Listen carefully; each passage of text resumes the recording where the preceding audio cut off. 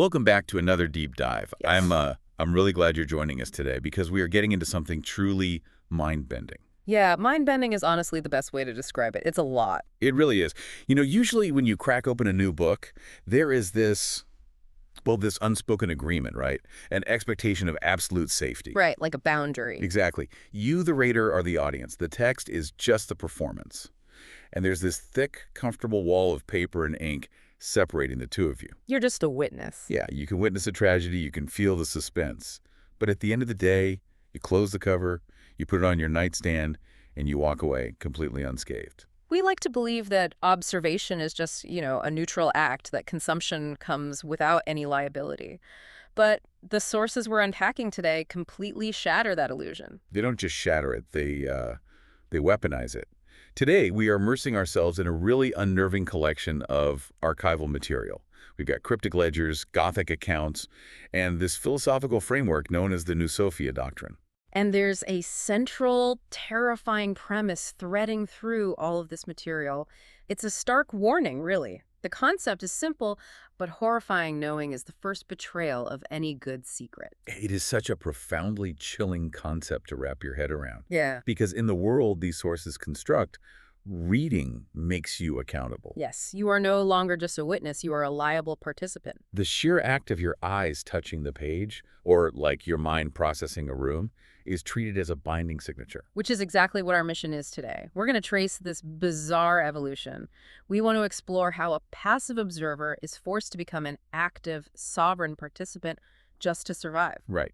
And to do that, we'll be navigating the haunted, salt-crusted estate of Gloaming Rock and examining some incredibly dark intelligence hidden within a library known as the Crimson Stacks. And to really understand the stakes here, we have to start inside those stacks. Setting foot in the Crimson Stacks lays the foundation for understanding this entire architecture of secrecy. So paint a picture for us. Where are these stacks? Well, they're located within the Earl's study in a sprawling, just impossible manner. And they aren't described as a normal library at all. They function more like a reliquary of impossible predatory books. Wait, a reliquary, normally that's a container for holy relics, right? Exactly. But the items inside these books are far from holy. In the Crimson Stacks, the letters actively conspire against the reader. They conspire. What does that even look like? Well, the sources say if you pull a volume off the shelf at random and just open it, the letters rearrange themselves the second your eyes hit the page. They shift, they scurry like insects, and they form a single lucid sentence. Oh, wow. And I'm guessing it's not giving you a nice daily affirmation? No, not at all. It will often describe your own death in tender, excruciating detail dated tomorrow. That is awful. But what's really fascinating here is the underlying mechanism of the horror. Right, Like, we aren't dealing with a monster jumping out of the shadows with a knife. right. It's not a slasher story. It's information that is intensely reactive. The book reads you back.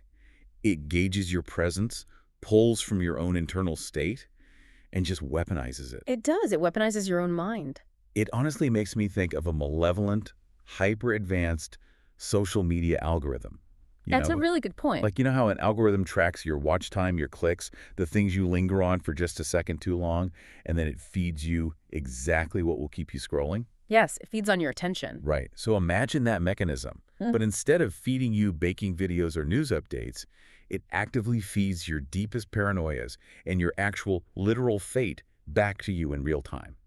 It figures out what you fear most just by how you observe it, and then it prints it into reality. That is a remarkably accurate analogy because, just like an algorithm, the Crimson Stacks are designed to trap you in a feedback loop of your own observation. But the threat isn't purely supernatural. No, it's not. Yeah. And this is where it gets into the political side of things, right? Yeah, the archive contains geopolitical bombshells.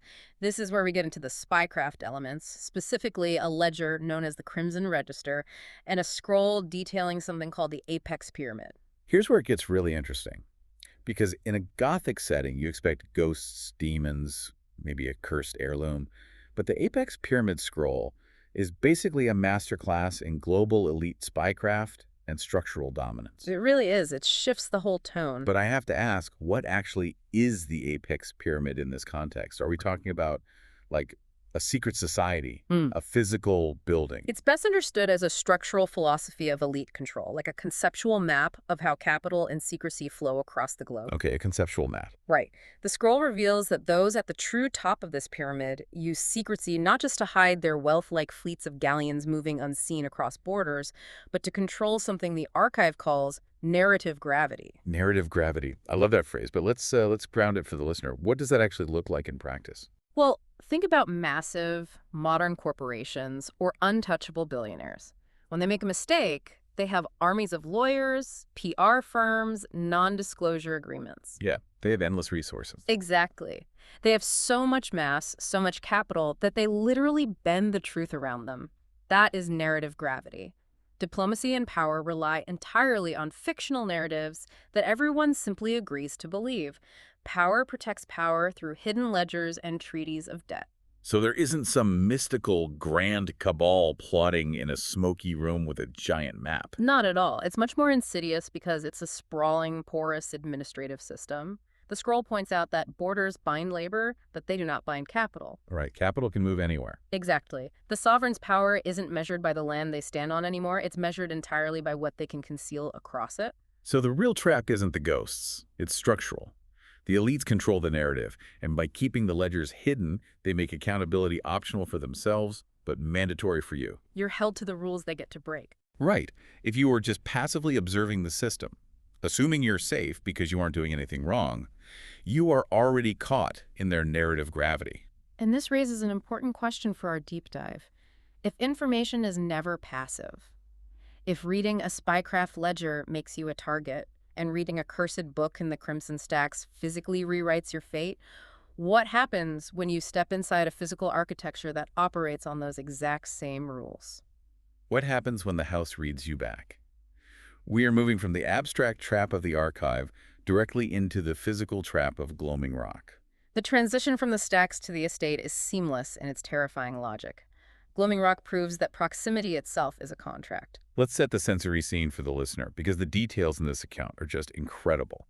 The narrator arrives at Gloaming Rock to claim an inheritance, and the very first thing they experience is the taste of salt. Yeah, and not a subtle ocean breeze either. No, it's a heavy, metallic grain of salt that settles behind the teeth and refuses to dissolve. The estate itself is clinging to a cliff edge, like a carrion bird waiting for something to die. It's a very aggressive environment. Very. The ivy on the walls is dead, curling like fingers trying to pry the bricks apart. It is overwhelmingly bleak. And notice the behavior of the carriage driver who drops the narrator off. He refuses to stay more than 3 nights. He won't even turn his head to look at the building. That's a huge red flag. Huge. There is an immediate, visceral rejection of this place by anyone who isn't already bound to its logic. Okay, hold on. I have to stop here. Because if I roll up to a house, my driver refuses to look at it, the walls are practically bleeding salt, the portraits in the hall are shifting when I blink. And you know there's a malevolent entity trapped in the basement. Right, a salt circle in the basement. I'm turning around. I'm walking back down the driveway. Why on earth does the narrator stay and just pretend they can ignore it? Because they mistakenly believe that their passivity is a shield. They think, if I don't engage, I am not a part of this. They think they're still just a reader. Exactly. The narrator tries desperately to play the role of the untouched observer. They have a tarnished silver locket left by their father. They completely refuse to open it.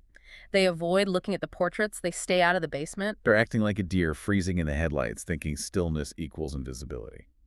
But stillness isn't invisibility at Gloaming Rock. Far from it. The fundamental error is misunderstanding the nature of the inheritance itself. Right. The narrator discovers a book in the study The Ledger of Lord Everest, and the terrible catch of Gloaming Rock is laid bare. The text explicitly states, the house does not take, we sign. The house does not take, we sign. That is such a heavy line. But how does that actually work? If the narrator isn't physically signing a piece of paper, how are they agreeing to anything? By processing the space. The text uses this brilliant phrase, proximity is the ink of memory. Just breathing the air, tasting that salt on your tongue, feeling the cold drafts in the halls. Your senses are confirming the reality of the house. You are letting it into your mind. Yes. That sensory intake is your signature. The house feeds on your assent, even if it's only dimly grasped. The father didn't leave the narrator a house. He left the narrator to the house as a fresh anchor to keep whatever is in that basement contained. That is horrifying. By trying to be a passive observer, the narrator is actually fulfilling the contract perfectly. The house wants you paralyzed, and nothing illustrates this suffocating paralysis better than the masked funeral. Oh, the ballroom scene. That is a masterclass in Gothic tension. It perfectly encapsulates the futility of trying to remain a mere witness. So the narrator receives a black envelope inviting them to a funeral downstairs. But the rules are absurdly strict. You have to dress in velvet, wear a mask, and above all else, speak no names. Because giving a name to something finalizes a contract. Right. It locks a fluid, shifting nightmare into a static reality.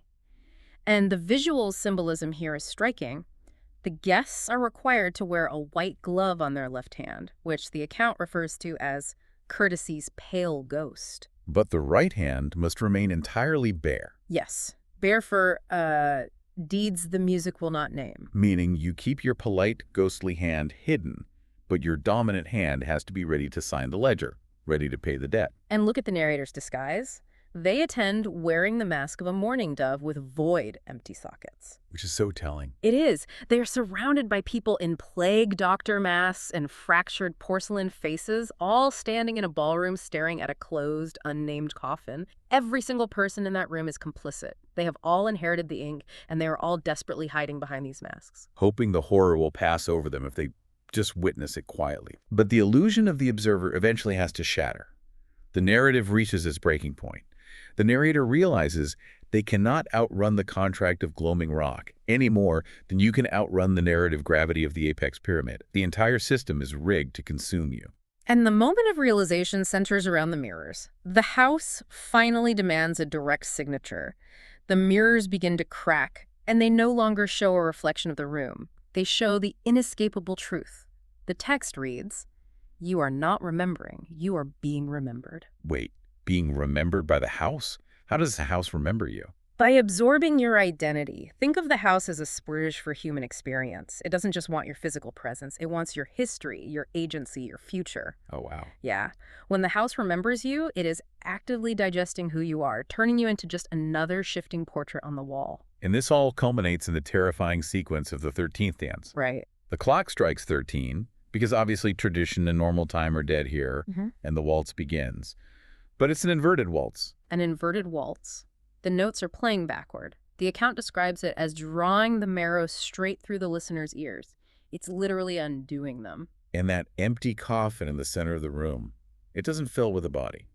It fills with thick, viscous black ink, rising like a tide in a grave. The house is presenting a final binary choice here. Succumb to the ink and be written out of existence, or take control.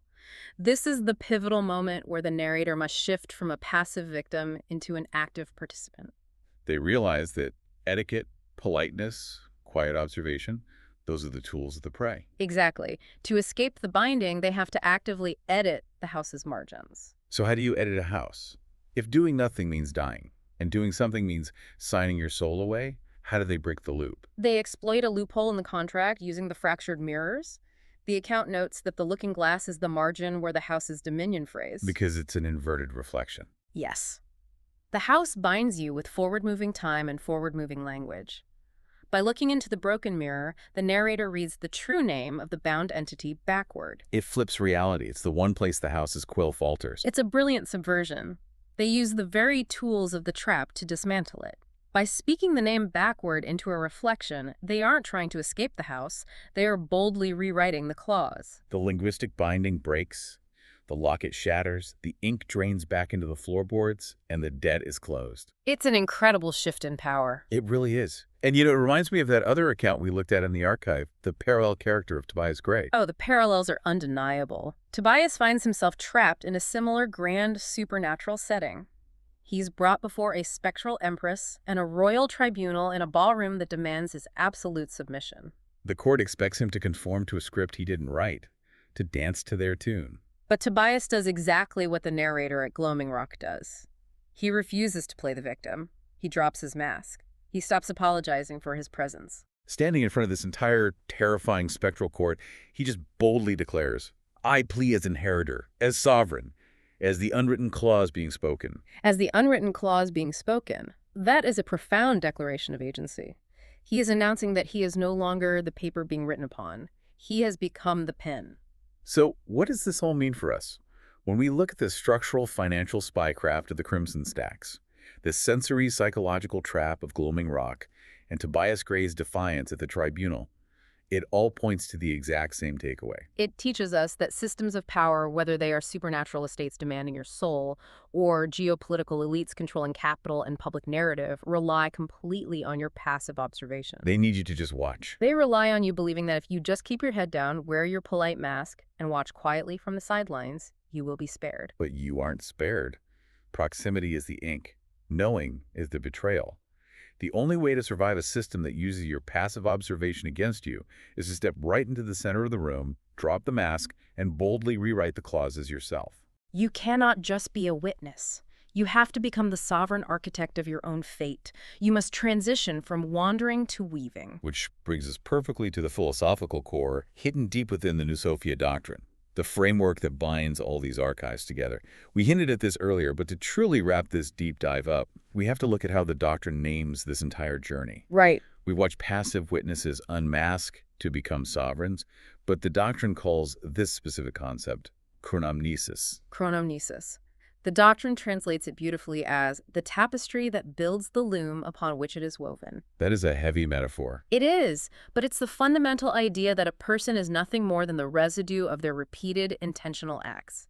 Every deliberate choice you make doesn't just express who you are in the moment. It physically alters the framework of who you will be when you have to make your next choice. Exactly. Yeah. You are building the loom at the exact same time you weave the tapestry. It's the ultimate rejection of the passive observer. Because you were just reacting, if you were just scrolling, just watching. The loom is still being built, but it's being built for you by someone else. Yes. By this social media algorithm, by the apex pyramid, by the haunted house.